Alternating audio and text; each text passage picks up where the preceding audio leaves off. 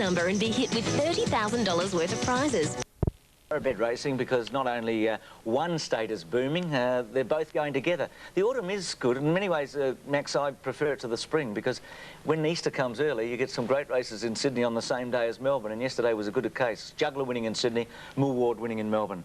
Yes, well, when you say you prefer the autumn, of course, because the action, major action, is in Sydney, which is a better town than Melbourne. I've cut it out. But nevertheless, there's nothing like the Melbourne Cup. No doubt about that, but the autumn with the 2-year-olds being stronger and the 3-year-olds being stronger, there's a lot to like about it.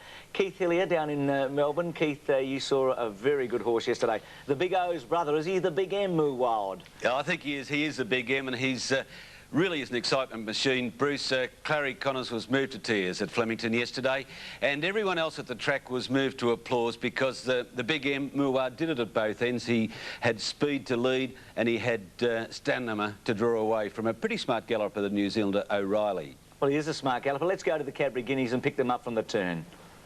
Tarn Purlane, the first one to ease out, 3 wide now. O'Reilly getting up behind the leader into the straight. There's a gap there, and he's got out O'Reilly O'Sullivan now at the 400. Morward in front, O'Reilly challenging. Tarn Purlane wider out, and then King Ivor. Morward at the 300 getting off the rails, but he's 2 lengths to O'Reilly, and then Tarn Purlane. King Ivor is struggling. 150 to go. Morward's gapped them. He's raced 2.5, 3 in front now from O'Reilly and Tarn Purlane, and it's Morward. He's too good all the way. Morward wins the Guineas by over 2 lengths O'Reilly.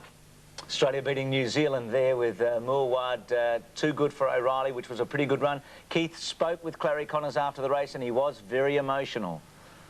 I've been pretty lucky. I've had some really good horses, you know, research, Turst and Burst and Harbour Way and Air Seattle, and, you know, I've had some good horses. The first day I put this horse down, he's going to be a good horse. OK, Clary, will you have a shot at Saintly in the Australian Cup? It's such a big question now. See what the others want to do. OK. See what the others want to do. An emotional moment. Keith, you could just feel it through the screen. Almost a tear or two. You could too. I spoke with Grant Cooksley, he's racing's Iceman. He said he keeps it inside, but Clary lets it out. And it can't help be infectious too, Bruce. A very emotional moment, and when the horse came back, Clary was standing alone and no one was applauding louder. And when the presentation was made, Clary wasn't listening to the speeches, he was over looking at the horse he idolises. Really a wonderful bond there between man and beast. Gee, John Marshall wouldn't be feeling too well. He was sacked, wasn't he, 2 starts ago?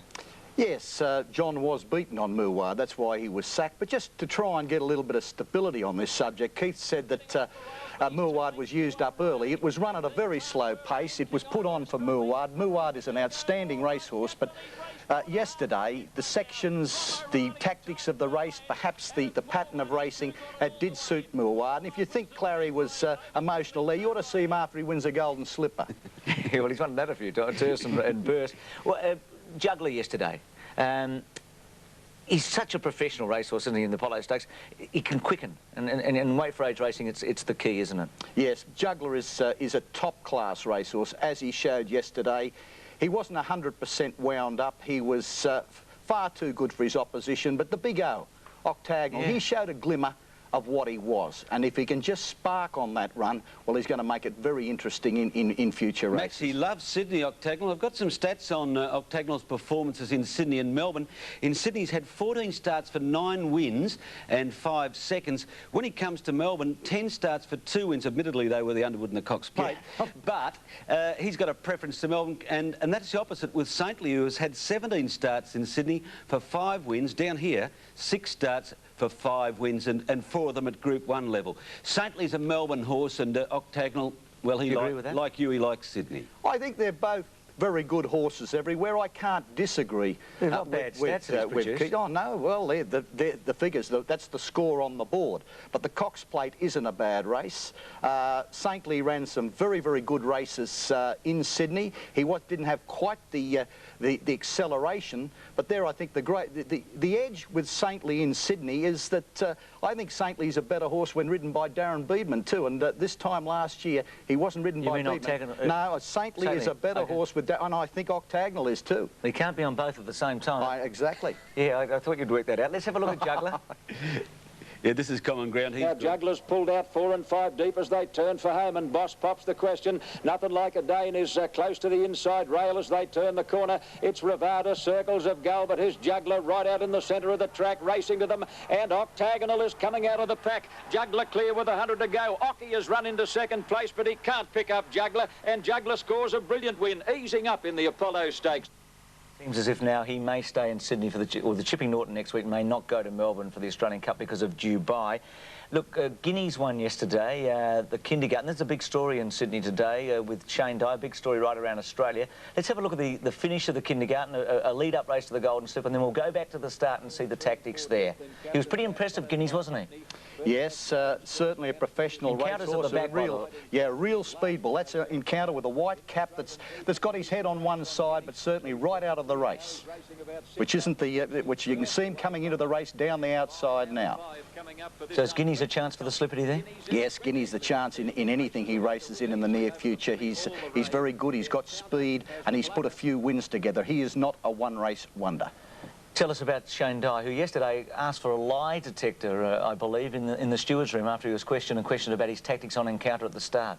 Well, it was this question at the start was the key area here. The horse jumped. After a couple of strides, Shane Dye said the horse wasn't right. 3 from the inside. He took him back. You can see him going right back to the tail of the field now and settled down there. The stewards took exception to the riding tactics. Dye said, look, I'm on the horse. I know that the horse didn't feel right. For a split second, I thought about pulling him up. But he's like a footballer that goes into a match, starts the match sore. When he got warm, he said his action improved. The stewards, well, they're not really satisfied with that explanation. They said, after only a couple of strides, you were taking him back through the field? And to which Dyer replied, well, he said, you believe me? He said, you don't believe me? He said, I'll take a lie detector test. Gee, there's been some grilling, hasn't there? I mean, Jim Cassidy was grilled during the week as well. There's been some fairly heated discussion in the stewards' room in Sydney over the last week. There has indeed, but that's a new one, volunteering to take a lie detector test, isn't it? Was it taken seriously, Max?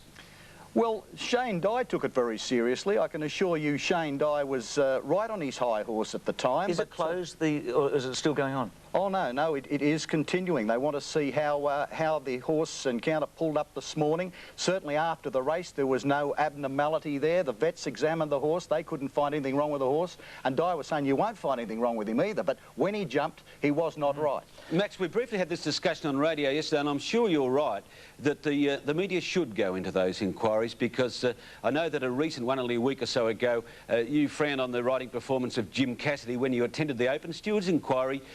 You believe that Cassidy had done no wrong, as the stewards saw anyway. And that happens in Sydney, it doesn't happen in Melbourne, I'm right? No. Yeah. Behind closed doors in Melbourne, they had some of the biggest men in Sydney racing in this inquiry yesterday, bookmakers, owners, and Clary Connors would have been in there, only he was, of course, at Flemington.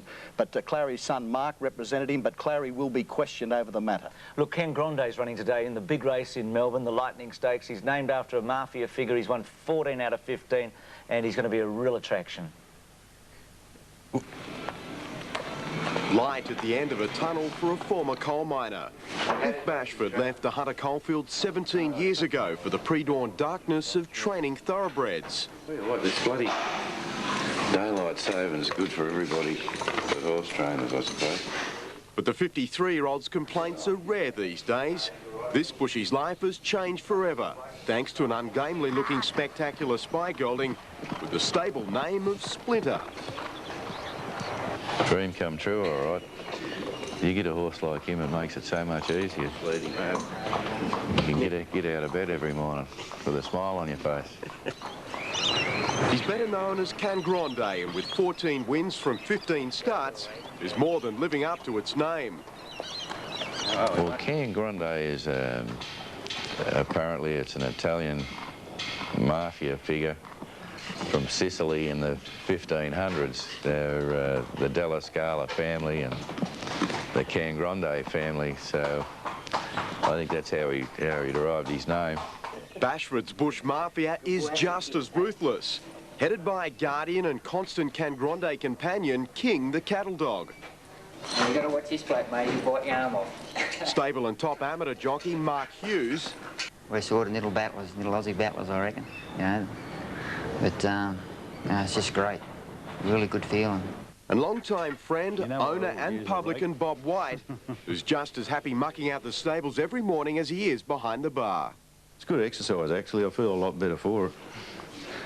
I've even lost a bit of weight. Often racing out in the first at Walker and Strong Dream on the But the wallet's got fatter. Can Grande's Purge starting at Walker in northern New South Wales 2 years ago. Oh, the money said Can Grande was smart. It's trialled in blinkers and it's very, very good indeed. It's under double wraps as it goes down to the line, Can Grande, and it scores Bought for just $9,000, the Bush Express went on to further riches at the Brisbane Winter Carnival last year and in Sydney with recent wins in the Challenge and Expressway Stakes, earning Bashford and White close to $500,000. At the moment, Can Grande's in front 100 out. Al Soler is making a race of it. Can Grande feeling the pinch. Jugglers flashing on the outside, but too late.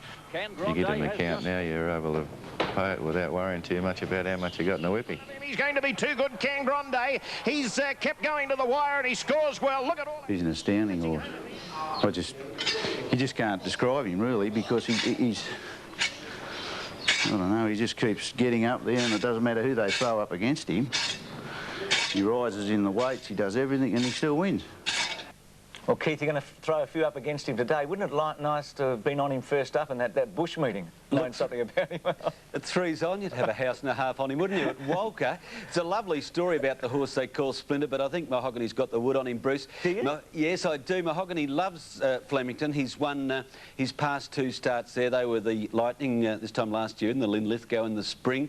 He's won 2 of 3 runs at 1,000 metres, which is unbelievable. You haven't picked him a place, Max. Mahogany. He's like Keith. He's a light of yesteryear. Max is shilling on the side. More if you want it. His first shilling, he's going to let it loose. Hey, neither of you have picked Splinter today. Neither are you going for Can Grande. Why? Well, I wish Can Grande well. He's been a well-trained horse. He's a very, very good horse. But down the straight course for the first time, the price he's going to be, I think Moss Rocket is a better gamble. OK, that's good that Max wishes him well. What about you, Keith? I think he'll be hard to beat, Bruce, but there's a lot of speed on the race, and I think that Spartacus and Armadale will go with Can Grande. Greg called back on Mahogany. He's got barrier 4. He'll have the sit and he'll swamp them at the finish, and he's 3-1. Can Grande's 9-4. OK, well, we'll check next week just who wins the shilling out of the 2 boys, Max and Keith. Keith, have a great day at Flemington. Max, you're going out to Canterbury. Good luck, good punting. See you both next week. Look forward to that, thanks. The scones are getting no better up here, Keith, I can promise you. Send a couple up. I'll bring them up. We'll take a break and we'll be back with more after this. In the final hour of Sports World, we'll give you the drama of the Hunter Cup. Greg Norman on those Masters. That wasn't unfortunate, I just screwed up.